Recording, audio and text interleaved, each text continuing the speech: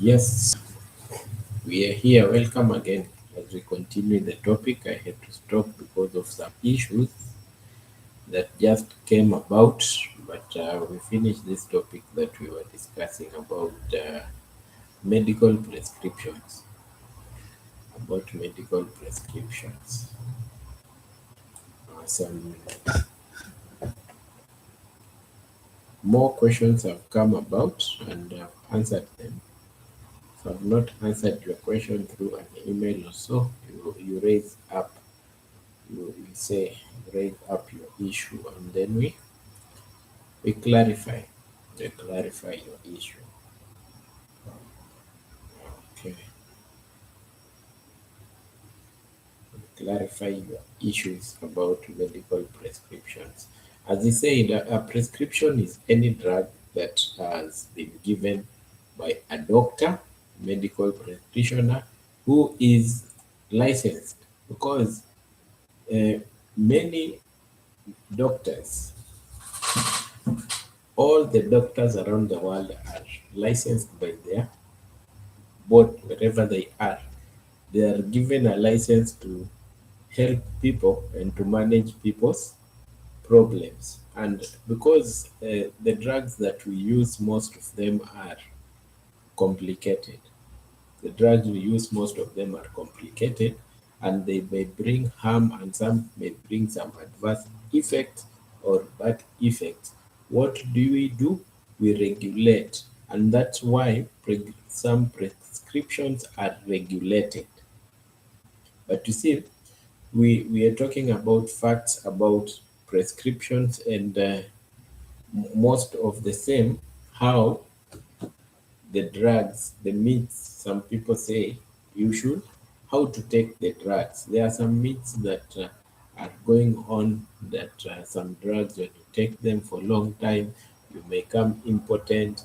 Some drugs, when you take them for a short time, you may come like this. It's very important to note that some drugs, yes, they have got adverse effects, and when you are given them, you are given or prescribed by a doctor, all these factors are factored in. But there is something called adverse effects of drugs that the doctor or the prescribing one may not be knowing. Let's say, like a person with adverse effects of penicillin. There are some people, when they take penicillin, they become they have rashes. There are some people, when they take drugs that have sulfur, they become, it becomes problematic. Mm? You react with it, and you see some drugs, antibiotics, they react with swellings, they react with scratching. So these are the factors that uncle is in the house. Oh, hi, Benjamin, the white guy. Yes, uncle, we are here with you, and I would really like one day we do normal physical and checkups when it comes to medical issues. Mercy Grace is in the house. When it comes to drugs, I'll do it with Jamaican uncle because uncle has adverse life. You see, uh, diversity on Jamaican uncle is like a boom. He has stayed in Jamaica, in USA. We were with him right here. So we will make a plan whereby we sit with uncle and then we come live and we just talk about life and health generally across the world. Yes, let's continue. Let's continue. Prescribed drugs. We were talking about how can you, hello from Jamaican Uncle Mercy. Yes. How can you know that this drug I'm supposed to stop it, this one I'm not supposed to stop it, or this one I have to take it until a doctor tells me stop this drug? You see, when you're taking some drugs, we have said antibiotics are prescribed for a period of time. And when you're taking these antibiotics, they have got their adverse effects. So when you take them from the start and then you see maybe you have rashes, maybe you have some issues that are coming out like diarrhea, you have to report to a doctor. Go back to a doctor and tell the doctor that the drugs that you gave me, they are reacting on myself in a bad way. Maybe the doctor will tell you, no, this is an adverse effect, but it is better you continue with it, you counteract it with this. Or stop it, we change it to another drug because the drug that we have given you is not a good drug for you. And doctors may not know everything about your body, but after they have given you the drug, this is when they start realizing, oh, you have a reaction with sulfur drugs, you have a resistance with this drug. And it's important to continue and continue taking them in a way that is required until you have. This is for antibiotics. I'm just repeating what we did. And sometimes it is not good to be stopping or jumping on doses. Mr. Beth, hello Benjamin. Come, welcome, Mr. Beth. We met at Jamaican Uncle's channel. Here we talk about medicine and medical issues. Medicine and medical issues. So let's continue and talk about these issues as we continue. So if you have a question or anything that you may think of, you just raise it and then we continue. Yeah, you see, when you are given antibiotics, like the one called uh, antibiotics for, let's say, let me choose a case like TB. If you are given a case like TB is treated with five drugs: isoniazid, rifampicin, that is rifampicin, and then we have ensabutamol. If those drugs get a resistance, it is very complicated because we have to now give you more advanced treatment, which is more expensive and harsh to your body. So take care when it comes to antibiotics. Antibiotics are not good to skip doses.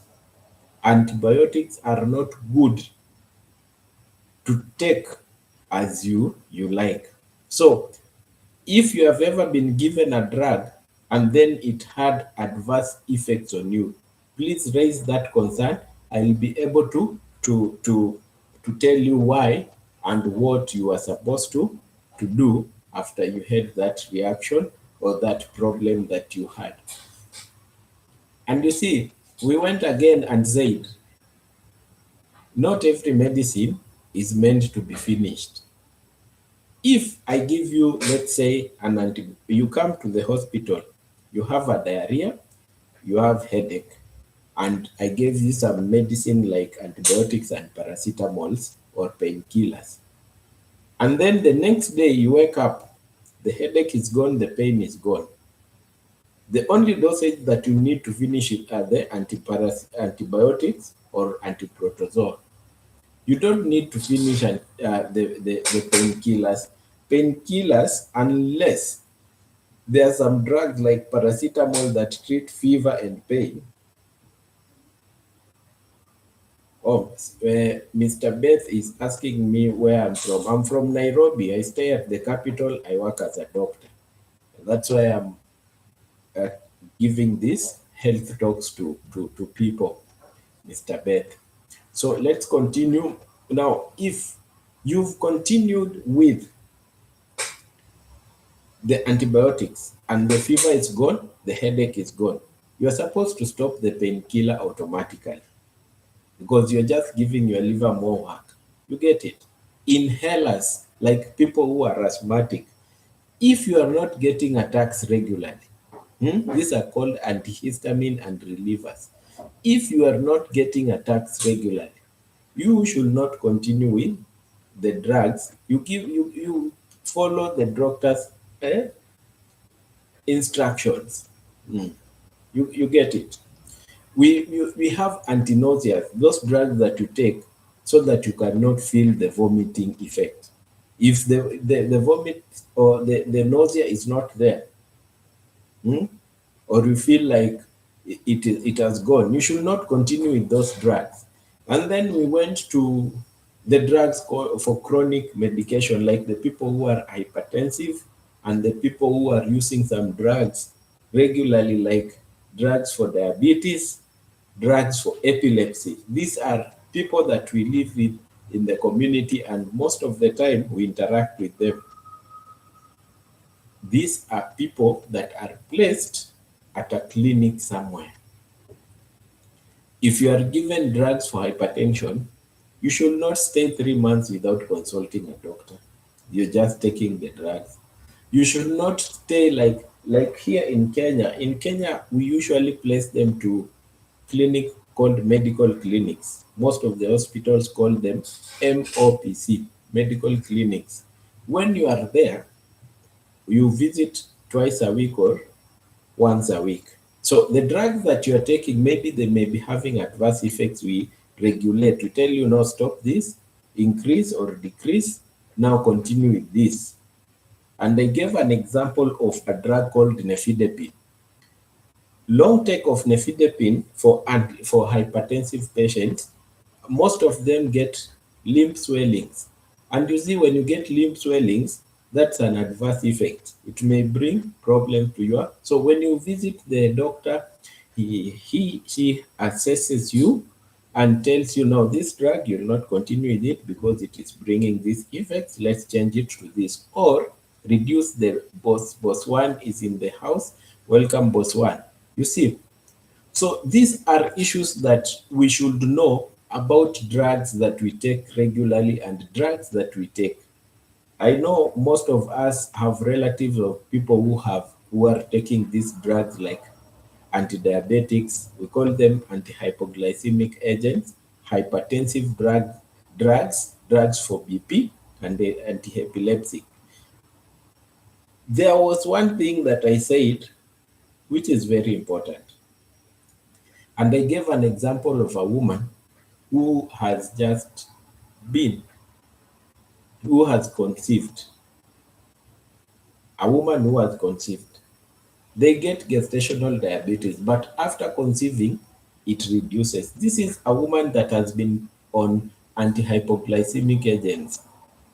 This woman should be in a clinic to be checked regularly, to be going there to see if it is going down, if the sugars are going down. Because one day this woman can wake up, take the medication, and the resistance of insulin has been okay, and then sugars go down abnormally. And you see, here we can get a crisis or we can lose life. So when you are in these drugs that are for continuous use, no one, I've had something, and if someone is in the channel can tell me this, something that has been going on, that if you start hypertensive drugs, you will never stop them. If you've had this, please tell me.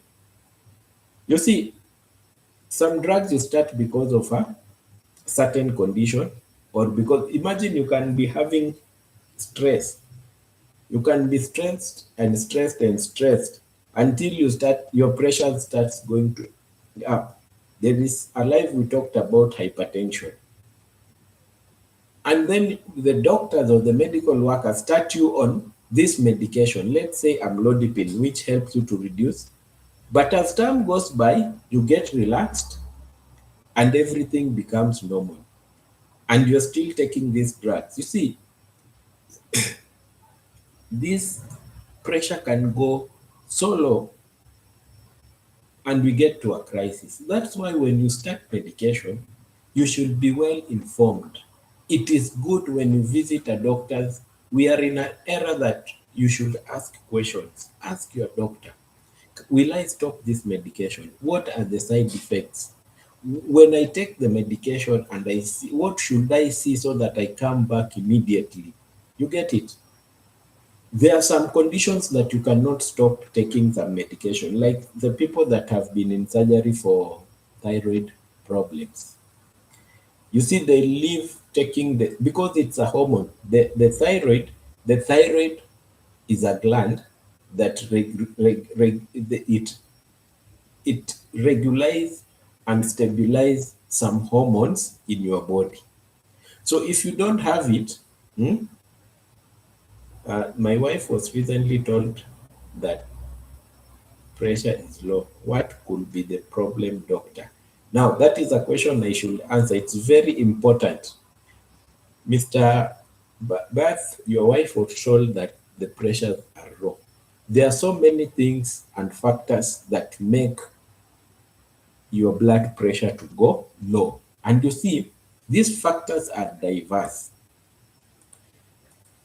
There, you can get a certain disease, and that diseases causes you to get low pressures. You get it?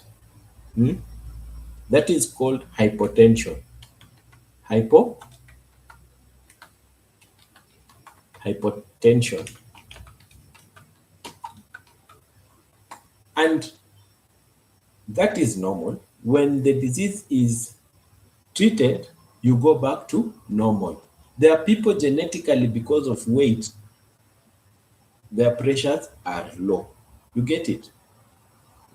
Let me answer Mr. Beth the causes that can make your wife, your blood pressure to go low.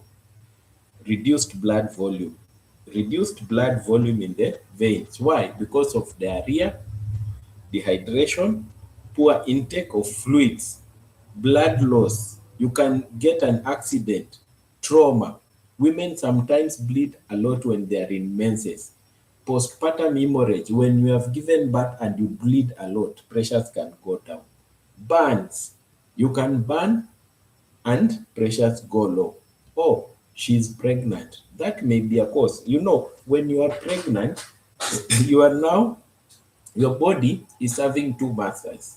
We call it compensatory mechanism. And it's normal, but it should not go below some ranges, for which I know your wife has already been told.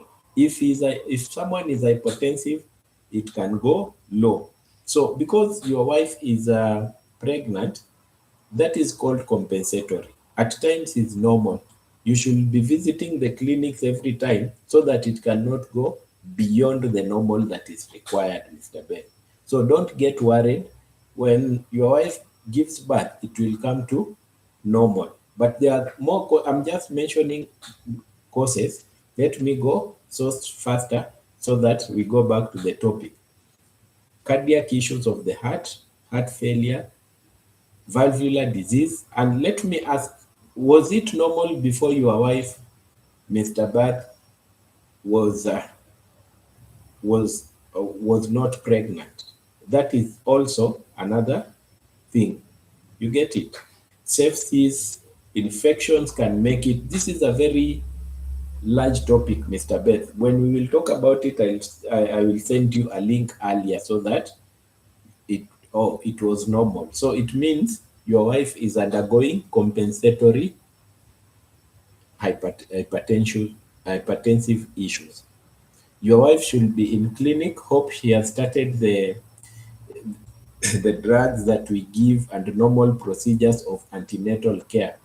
The ferrous, the drugs we give, the hymatinics. Hope she has started.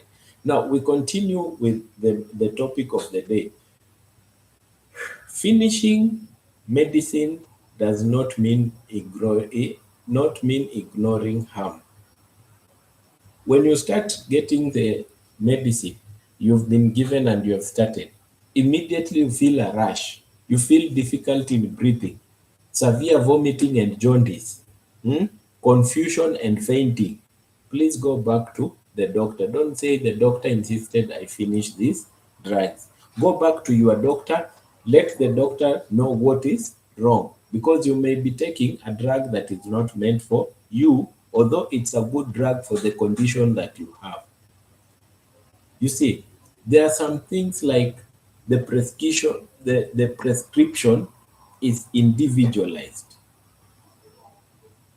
You cannot take a drug, let me say, because someone had flu and it persisted to bronchitis or pneumonia, and then you start feeling the same symptoms, You go take the drugs that the other person took and you start taking them.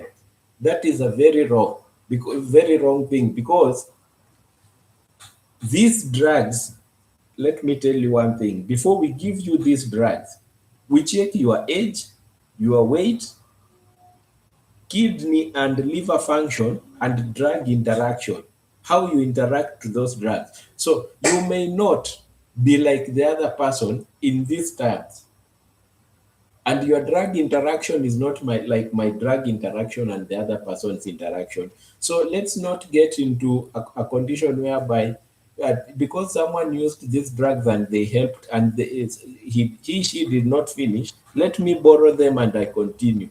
It is risky, my friend. Please, let's avoid that. Let's visit a doctor and get an advice. And you carry those drugs and you tell the doctor, this were not finished. Can I continue or can I substitute? It's very important. Stopping early can distort the diagnosis. You take today, tomorrow, and then you feel like, I'm okay, let me go to work. And you finish the taking the drugs. My friend, it is not good. One, we said it gets to resistance of the drug. If it is an antibiotic, the drugs learn, the bacteria learn how to interact with that drug, because you have not finished the dosage and you have not. Yes, uncle, welcome so much. Welcome so much. These are normal things that we do and we think we are okay. So when you have not finished, you have taken for 3 days, you go back, you go back to your doctor after 2 months. You are given the same drug and it's not working. It's because it has attained resistance. So after some time, you go back.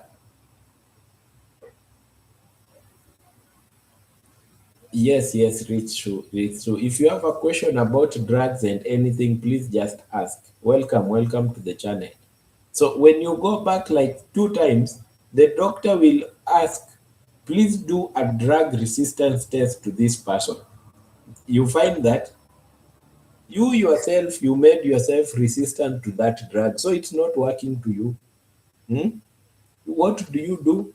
You go to a higher dose which is more expensive, and imagine you could have erased all these protocols of drug resistance, paying for this just by finishing the first dose.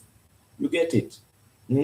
So drugs are very important, but there are facts that we really need to know when it comes to drugs. And there are some drugs that we don't buy over the counter. Take note of that.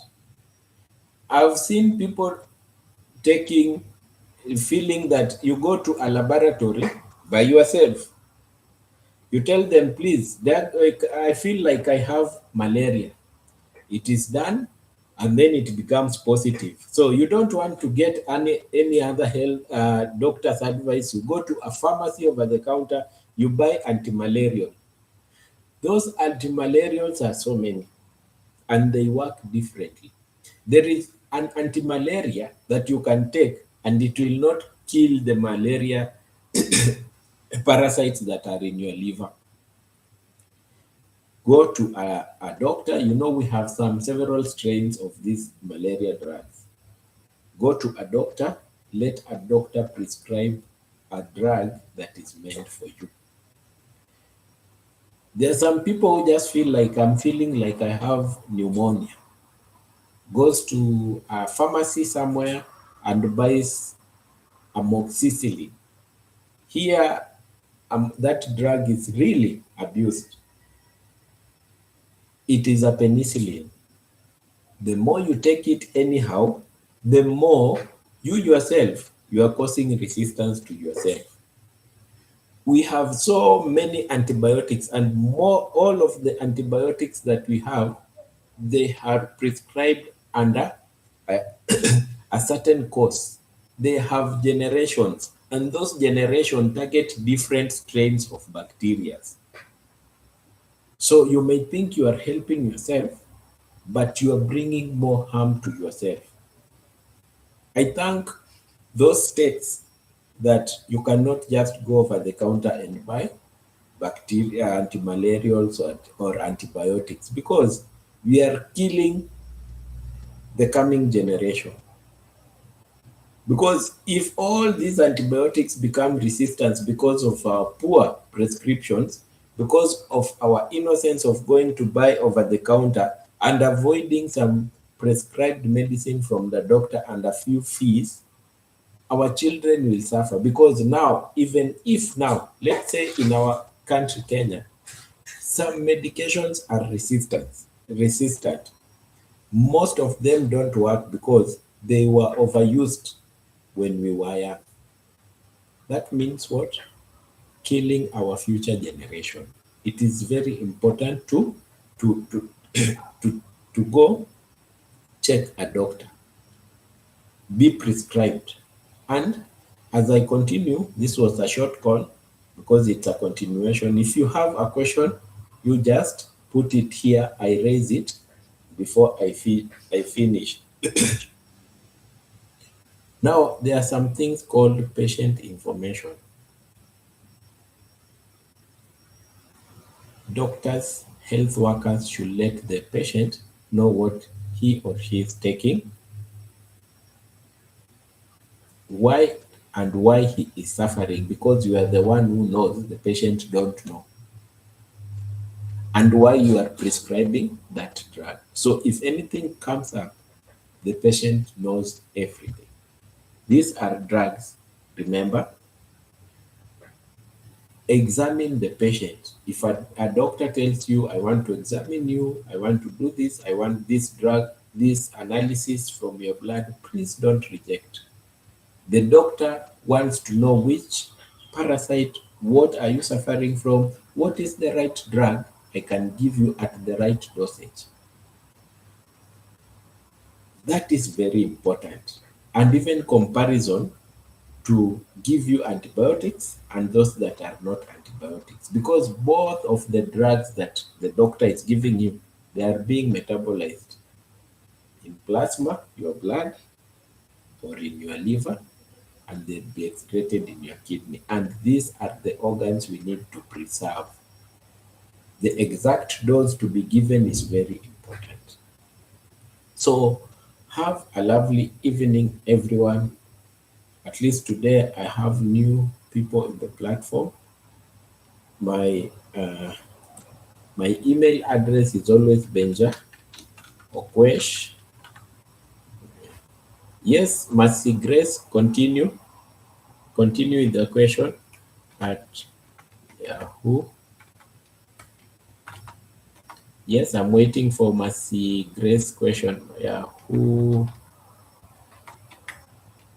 Yahoo.com. That is my email address. If it is a private question, I usually keep it private and confident. But it's you feel if it's a question we can discuss here, let's go on and discuss. I have a friend who was told he has a bacteria in his lungs. Can it be treated completely since it had taken medication for the past 3 years? Yes, boss has asked about a bacteria in the lungs. Boss, we have so much strains of bacteria that are in the lungs and the condition. Let me just tell you, like TB is a bacteria, pneumonia can be bacteria or fungus.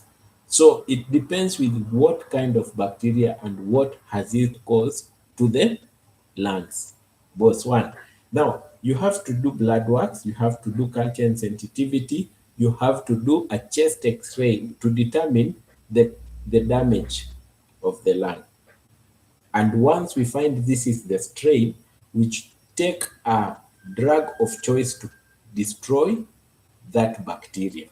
Once the bacteria is away, if the degree of destructions of the lungs, if it caused fibrosis, you will have some condition as you go on. But if it did not destroy the lungs so much, you will continue living a normal life. So Tell your friend to go do culture and sensitivity and those tests that are required and do a chest x-ray. The bacteria may, like people who suffer from, this is for BOS1, for TB. Sometimes they are treated and the TB is gone. Or even COVID when it came. We treat and it goes. We have destroyed the pathogen. The bacteria is gone. But you are left with the problems that it caused. It doesn't mean you have not healed. You have you are healed, you are okay, but it caused some problems, so you live with them. So those are the factors. Tell your friend to do those things. Let's see if your lungs were destroyed or not. But if it is a bacteria, I'm 100% sure it can be treated and you become well. We have another question from Mercy Grace. I think you, doctor, have seen the campaign for detox using dogs, dewormers online, and prescribed. What is your take about it? Oh, Mercy Grace, yesterday we were talking about facts about detoxing and antioxidants. I think you missed it. Yes, and as we discussed, medically, we saw that there is nothing like detoxing your body. We have treatment, and the liver is the main organ of detoxing.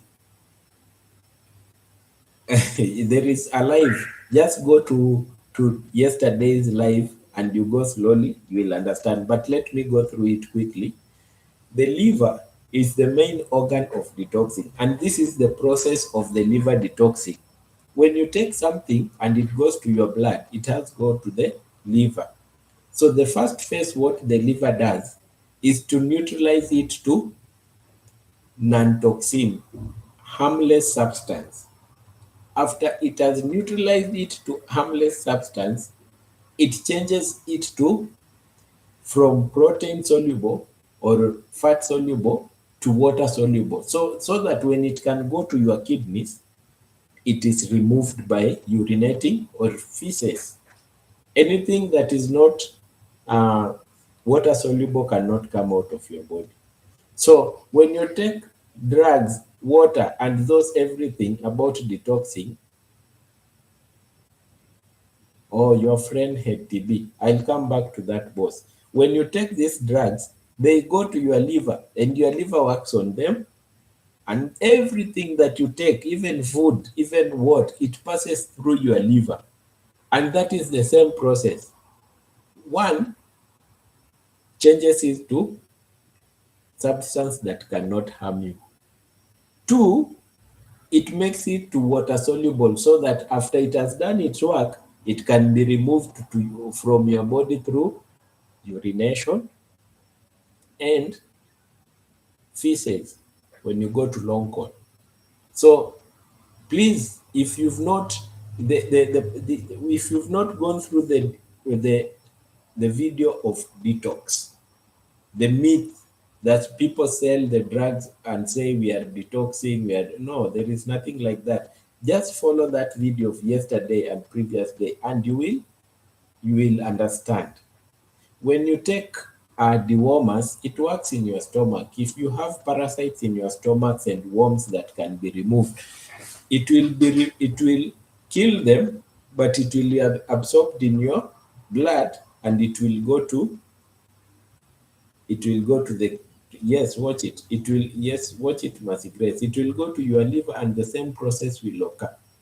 So I'm just giving you, saying there is nothing that comes like detoxing. Those are brand names that you buy in your, and when you have taken something and you really diarrhea, that is not detoxing. It is harmful at times. It is harmful. Please, everyone, if you have not watched that video of detoxing, please go and watch. Boss says, yes, that friend had TB when he was young. Boss, now you understand. TB can destroy your lungs. Even if you have treated the TB and it has gone, you can remain with fibrosis in your lungs that can be a problem for some time. I will talk about TB and the vector diseases like TB. We have the other one which is called COVID, which left us with scars in the chest for so long. Even now, we are nursing people that are okay, but they have problems that came out of TB. Very soon, I'll be bringing them live. Those who want to speak for themselves so that you understand our talk and the people who are suffering the same. So I think we don't have any other question. If we have it, please bring it up. I've tried to explain this. Tomorrow we will be having another live on a topic of medicine and some other things. But if you feel you have a topic that you really need me to talk about it, you email me on that email address or just tell me when we are on this live so that we organize for the talk the next day. Please, wherever you are, have a lovely evening and sleep tight, everyone. Thanks everyone who is new to the platform and who has commented. Good night and stay blessed.